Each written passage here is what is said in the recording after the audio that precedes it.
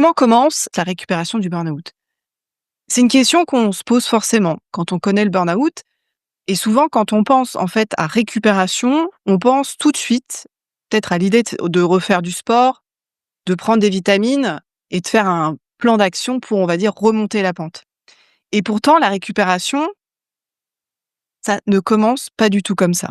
Parce que la vraie récupération, en fait, elle commence en ne faisant rien. Et je sais que si vous êtes en burn-out, c'est un sujet délicat pour vous, encore plus délicat pour les femmes qui ont toujours été dans l'action, celles qui sont habituées à tout résoudre, à tout gérer, à aller plus vite, à dire avoir toujours un coup d'avance.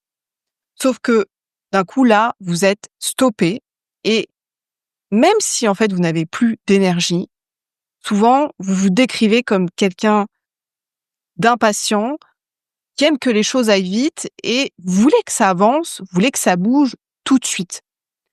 Je le vois tellement, même quand en fait le corps ne suit plus, même quand l'esprit est en vrac, il y a toujours cette envie de trouver une solution, de forcer un peu plus, parce que dans votre vie, en fait, jusqu'ici, c'est toujours ce qui a marché. Vous avez toujours avancé, toujours tenu bon, alors pourquoi pas cette fois? Sauf que c'est ça qui fait la particularité du burn-out. En fait, même si vous avez envie de faire des choses, votre corps, lui, il est déjà à sec. Et même si dans votre tête, vous voulez guérir tout de suite, vous sentez bien que, en fait, vous n'avez même plus l'énergie de réfléchir. Vous avez bien sûr envie d'aller mieux, mais en fait, vous n'avez peut-être pas la force de commencer. Et en même temps, ne rien faire, c'est super dur pour vous parce que ça vous donne l'impression de perdre votre temps, de trahir en fait cette image de la femme forte qui a toujours su tout gérer, trouver des solutions. Et souvent, vous avez encore cette petite voix dans la tête qui dit: «Mais tu vas pas rester là quand même à rien faire». Et ce que j'ai envie de vous dire, c'est que c'est exactement ce qui fait que la récupération, elle est si difficile à entamer. Parce qu'il y a un paradoxe, vous savez que vous êtes épuisé et en même temps, tout en vous refuse de l'admettre vraiment, d'admettre vraiment que c'est un burn-out. Tout en vous, en fait, vous dit: «Allez, trouve une solution, tu as toujours su faire». Comme d'ailleurs quand on est dans la phase de déni, avant qu'on nous dise que c'est un burn-out, souvent ce qui se passe, c'est que vous essayez encore de compenser. J'ai eu des femmes en coaching qui me racontaient qu'elles ont même tenté de reprendre le dessus en se lançant à fond dans le sport, en multipliant les séances avec un coach, en buvant encore plus de café pour tenir jusqu'au jour, en fait, où le corps lâche vraiment, hein. Donc, vous savez, c'est un malaise, un effondrement peut-être complet à la salle de sport, un eczéma géant, où un jour, en fait, tout s'écroule. Et là, en fait, vous n'avez plus le choix. Votre corps vous met face à la réalité. Vous ne pouvez plus avancer parce que physiquement, il y a un mur. Et pour beaucoup, c'est la première fois que ça vous arrive. Et ce que je veux vous dire aujourd'hui, c'est que ce moment-là n'est pas un échec, hein, c'est, on va dire, le point de départ.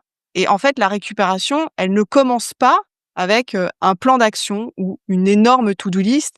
Et elle ne commence pas non plus avec un programme parfait de méditation ou un calendrier de soi. En fait, elle commence déjà par une prise de conscience. Et c'est ce que j'appelle en fait la reconnaissance.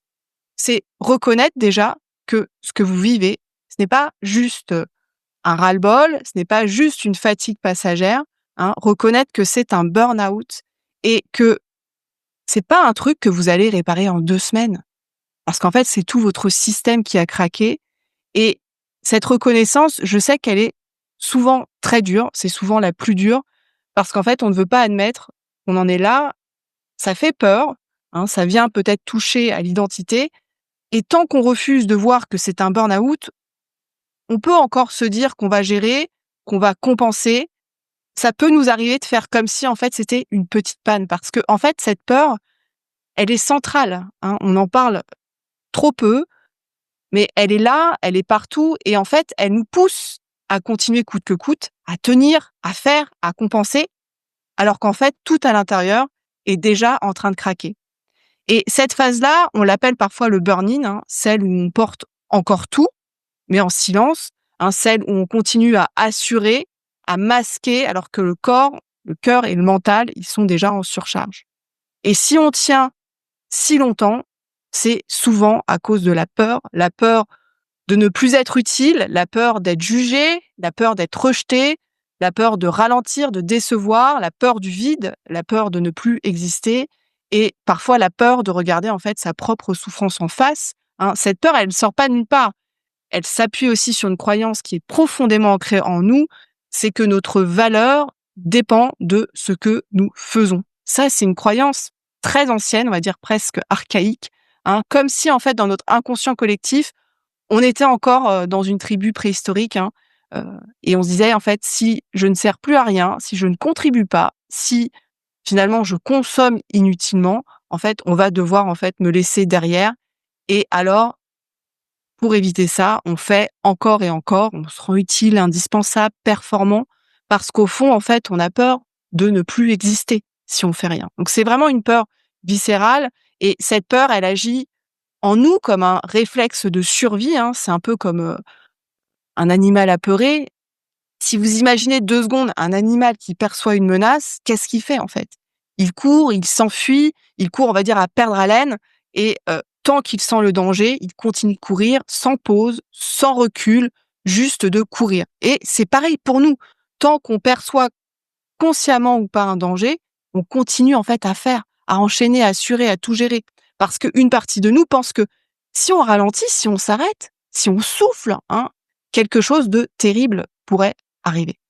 Et bien sûr, ce mécanisme-là, il est renforcé tous les jours, hein, par les injonctions sociales, peut-être familiales, professionnelles, par le rôle peut-être qu'on porte, par le masque qu'on affiche et aussi en fait par le silence qu'on entretient autour de la souffrance. On vit dans une société en fait où la valeur d'une personne est encore mesurée à ce qu'elle produit, hein. Si tu travailles, on va dire que tu vaux quelque chose, si tu élèves tes enfants, tu vaux quelque chose, si tu fais tourner la maison, tu vaux un peu, hein, mais en fait, se reposer, dire: «Je suis fatigué» et avouer qu'on n'en peut plus, ça, c'est encore perçu comme une faiblesse. Comme si, en fait, limite ralentir, c'était presque demander pardon. Alors on continue, on compense et on s'épuise. Et je crois que la récupération du burn-out, elle commence là. C'est commencer par identifier déjà ce mécanisme, mettre des mots dessus, en parler et surtout le normaliser. Et même, en fait, si on veut changer ça, même si on rêve peut-être d'un monde différent, en fait, où notre valeur ne serait pas mesurée à ce qu'on fait, hein, entre guillemets, ce qui est vrai. Pour l'instant, on ne peut pas, à nous seuls, hein, réécrire toutes les valeurs de la société, ni, on va dire, désapprendre 30 à 40 ans de conditionnement en un claquement de doigts, hein. Cette pression extérieure, de reporter notre valeur à ce que nous faisons, elle ne va pas disparaître toute seule, hein. Ça signifie que c'est fondamental de vous donner l'autorisation de souffler, de vous écouter, d'honorer vos besoins, parce que cette autorisation, elle ne viendra pas de l'extérieur. Elle doit venir de vous et j'ai envie de dire, c'est à vous de vous l'offrir. La vraie question, c'est qu'est-ce que vous avez besoin de vous dire à vous-même pour vous sentir autorisé à ralentir, à vous reposer, à ne rien faire ou à opérer dans votre vie avec un rythme qui respecte votre humanité, vos ressources et votre besoin de repos. Je vous invite vraiment à prendre un instant pour y réfléchir, peut-être poser cette question noir sur blanc, qu'est-ce que je dois me dire pour m'autoriser à m'arrêter et à ne rien faire? Parce que, je le répète, cette permission-là, personne ne vous la donnera. C'est à vous de vous la donner.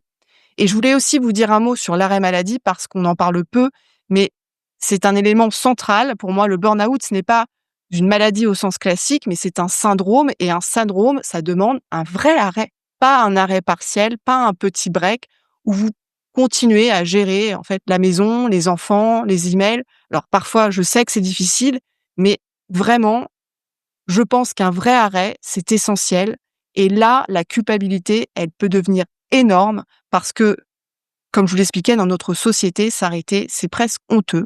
On a l'impression qu'on doit justifier, qu'on doit prouver qu'on n'est pas fainéant, on se sent jugé et on se juge soi-même.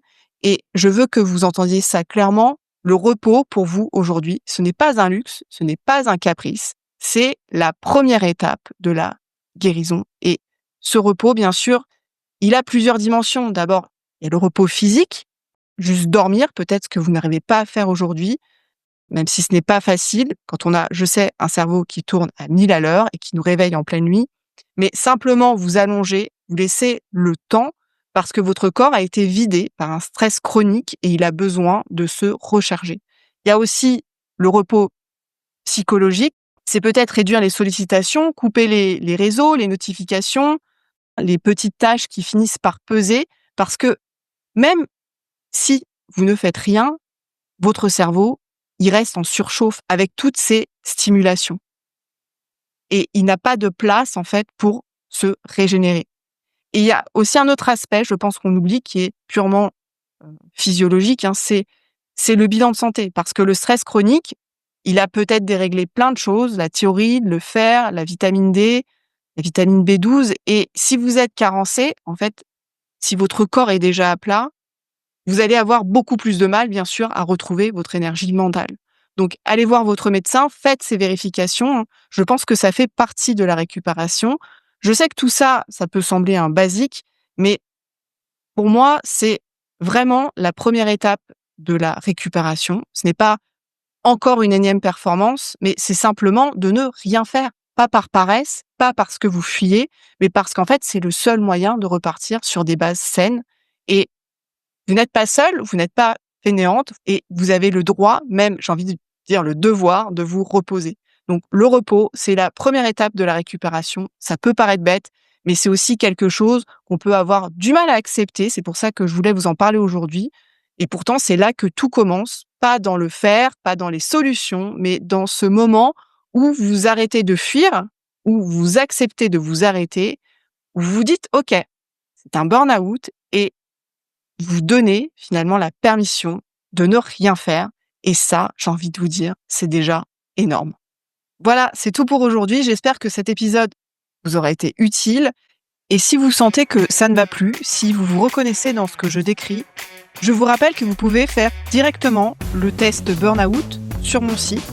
Et pour celles et ceux qui veulent sortir durablement du burn-out, le prévenir ou parfois éviter une rechute, je vous propose un rendez-vous gratuit, sans engagement, pour faire le point sur votre situation. On parlera ensemble de ce qui vous épuise, on mettra des mots sur ces mécanismes d'usure, et si vous le souhaitez, je vous expliquerai comment le coaching peut vous aider. Dans tous les cas, vous repartirez avec une ou deux clés concrètes pour avancer. Vous pouvez réserver ce rendez-vous dès maintenant dans les notes de cet épisode ou directement sur mon site internet outleburnout.com. Et sur ces bonnes paroles, je vous dis à bientôt pour un prochain épisode de Out le Burnout.